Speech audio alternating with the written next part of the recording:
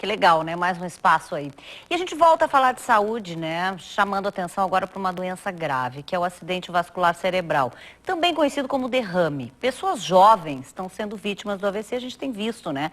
E as causas não são mais somente aquelas que a gente conhecia, pressão alta, colesterol elevado, diabetes, entre outros fatores de risco, mas sim drogas recreativas, aquelas em que as pessoas utilizam medicamentos de uso controlado para se entorpecer.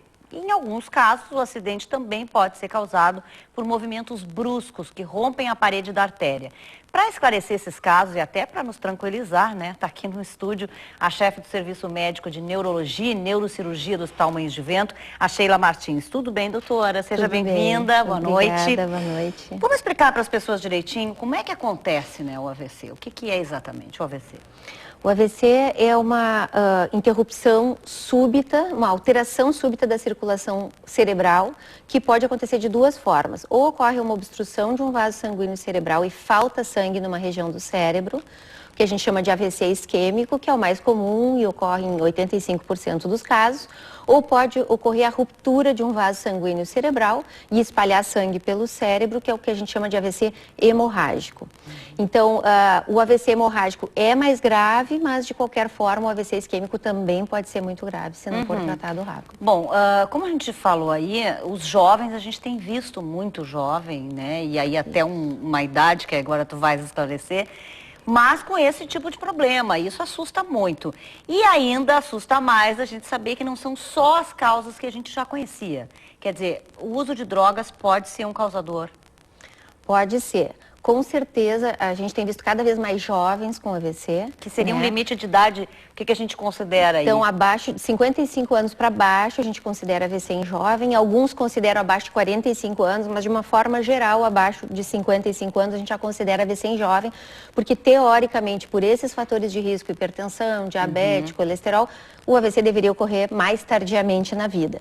É claro que hoje em dia a gente já vê jovens com esses fatores de risco. Por quê? Porque as pessoas começam muito cedo, a alimentação inadequada, a pressão fica alta mais cedo por causa do sal em excesso, obesidade, sedentarismo. Então, tudo isso faz com que as pessoas desenvolvam doenças que a gente esperaria aos 60, 70, 80 anos, mais precocemente.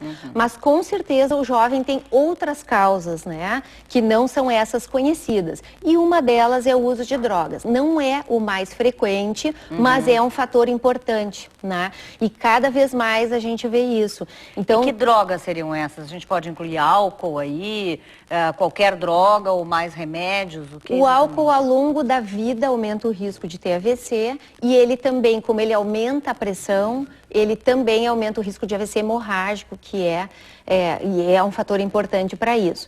Agora, as drogas que mais comumente causam AVC isquêmico, que a gente vê com mais frequência, são cocaína e o crack, né?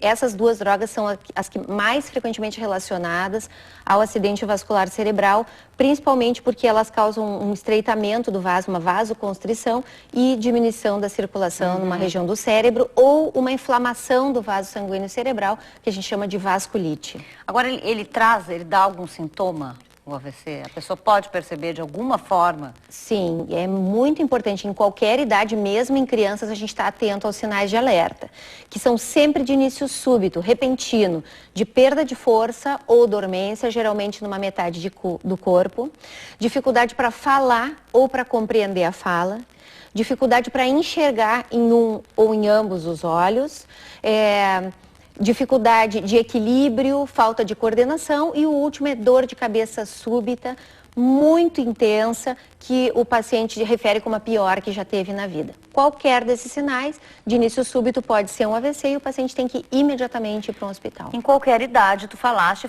até mesmo em crianças. Acontece isso com crianças? Acontece em crianças também e essas crianças geralmente chegam tarde no hospital porque a pessoa não reconhece como um potencial AVC.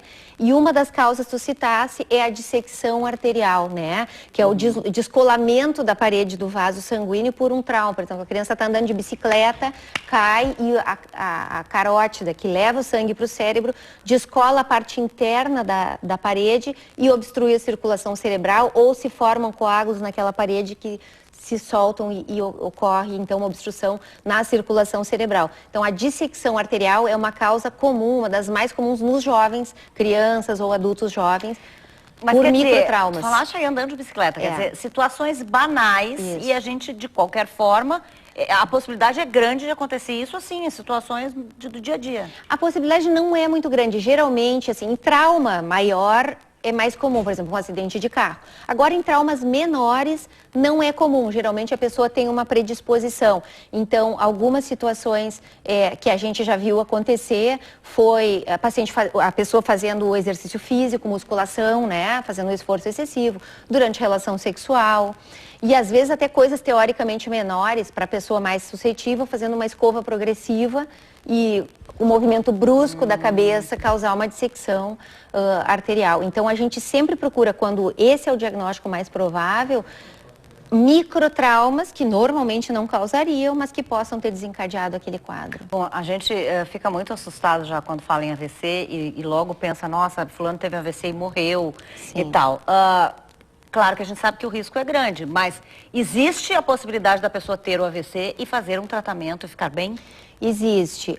Na verdade, o AVC é a principal causa de morte no Brasil, mas a gente tem conseguido diminuir isso com a melhora do atendimento de urgência. Então, chegar rápido num hospital que está pronto para o atendimento diminui a chance de morte e de sequelas, né? Então, normalmente o paciente não tratado adequadamente, 70% não volta ao trabalho e 50% fica dependente de outra pessoa. Pois é, o que seriam essas sequelas? Eu já ia te perguntar. Isso. Então, as sequelas é não conseguir mais caminhar, não conseguir falar, ficar demente. Em 30% dos casos, a pessoa fica esquecida, não consegue mais voltar a seus afazeres do dia a dia.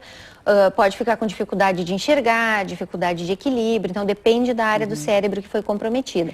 Se a gente consegue fazer o tratamento rápido, a gente diminui muito a chance dessas sequelas, diminuindo isso. Então, quanto mais rápido eu chego, se o paciente chegar nos primeiros 90 minutos e receber o tratamento, eu chego a 80% dos casos quase sem sequelas, o que é muito bom. Com essa questão das drogas aí, quer dizer, a pessoa, vamos supor que está nos ouvindo agora e ela consome drogas, ela, mesmo que já consuma há algum tempo, se ela parar, o risco dela vai ser menor? Vai ser menor, porque as drogas, elas têm a longo prazo um aumento de risco, mas ela tem o risco imediato. Então, se a pessoa para de usar as drogas, diminui muito o seu risco de ter um AVC. Uhum. Então tá, eu acho que o pessoal tem que ficar antenado aí, porque cada vez mais a gente ouve esse tipo de informação, né, de jovens, enfim, que bom que a gente está explicando aí que também tem outras causas, né, que não só as que a gente já sabia. Obrigada, uma boa noite para ti. Muito obrigada, boa noite.